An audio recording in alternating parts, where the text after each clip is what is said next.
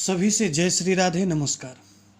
आप सभी का चित्रकूट भागवत ज्योतिष वास्तु विचार में स्वागत है।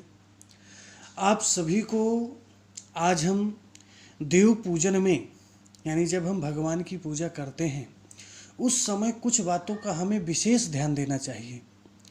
अगर पूजा करते समय हम इन बातों का ध्यान नहीं देते तो निश्चित रूप से हमें पूजा का पूरा फल प्राप्त नहीं होता। तो सर्वप्रथम जब हम देव पूजा करते हैं उस समय हम जब भगवान को फूल चढ़ाते हैं तो कोई भी पुष्प फूल उल्टा करके नहीं चढ़ाते। जैसे वो फूल खिलता है वैसे ही खिलता हुआ फूल चढ़ाना चाहिए, लेकिन बिल्व पत्र हमेशा उल्टा करके अधोमुख ही चढ़ाया जाता है। कुशा के अग्रभाग से देवताओं को जल नहीं छिड़कना चाहिए, अग्रभाग तोड़ दिया जाता है। कोई भी फूल अगर हमने जल में डाल दिया है तो जल में पड़ा हुआ पुष्प अशुद्ध हो जाता है, क्योंकि फूल कभी धोया नहीं जाता जल से। इसलिए कोई भी फूल बिना धोए हुए बिना धुला हुआ पुष्प ही चढ़ाना चाहिए। भगवान शंकर को कुंद का फूल, भगवान विष्णु को धतूरा का फूल, माँ भगवती को मदार का फूल और सूर्य भगवान को तगर का फूल बिल्कुल नहीं चढ़ाना चाहिए।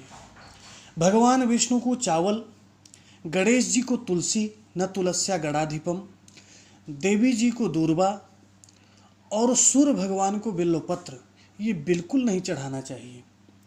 देवताओं के प्रीत्यर्थ जो हम दीपक जलाते हैं उस दीपक को जो है स्वतः बुझाना नहीं चाहिए। जब तक वो जलता है तब तक जलने देना चाहिए।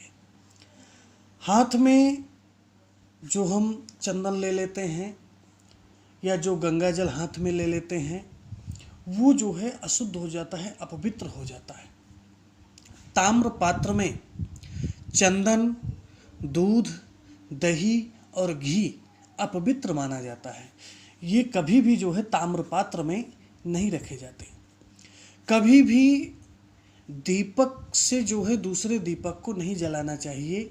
इससे जो है व्यक्ति के अंदर दरिद्रता आती है और बीमारी आती है। एक हाथ से प्रणाम नहीं करना चाहिए बड़े बुजुर्गों को, और भगवान की एक परिक्रमा नहीं करनी चाहिए।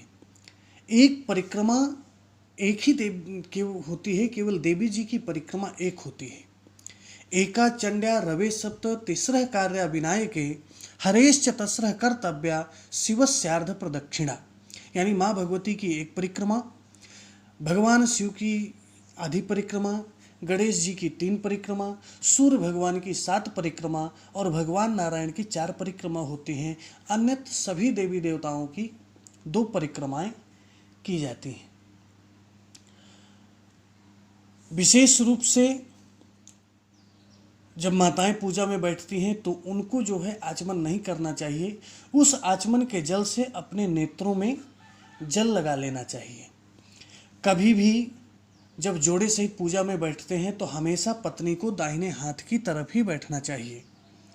आशीर्वादे अभिषेके च पाद प्रक्षालने तथा शयने भोजने चैव पत्नी उत्तरतो भवेत्। यानी जब आचार्य के द्वारा यजमान अभिषेक होता है या जब किसी की पैर पूजा करते हैं, सिंदूर दान के समय, खाते समय और सोते समय पत्नी बाएं रहती है। अन्यत्र शुभ कार्य च दाहिने, अन्यत्र सभी शुभ कार्यों में पत्नी दाहिने तरफ होती है। स्त्रियों की जो रक्षा सूत्र बांधा जाता है वो बाएं हाथ में ही रक्षा सूत्र बांधा जाता है।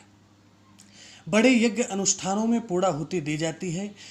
वैवाहिक होम है, विवाह के समय जो हवन करते हैं या घर के भीतर नित्य नैमित्तिक जो हवन रहते हैं उनमें जो है पूर्णाहुति का विधान नहीं कहा गया है।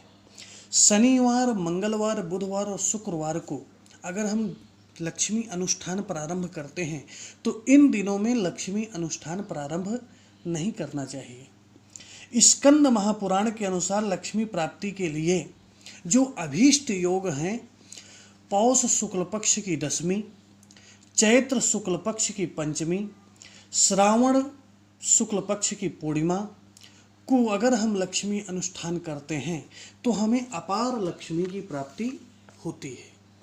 तो सभी लोगों को ये पूजन संबंधी कुछ विशेष निर्देश बताए गए हैं।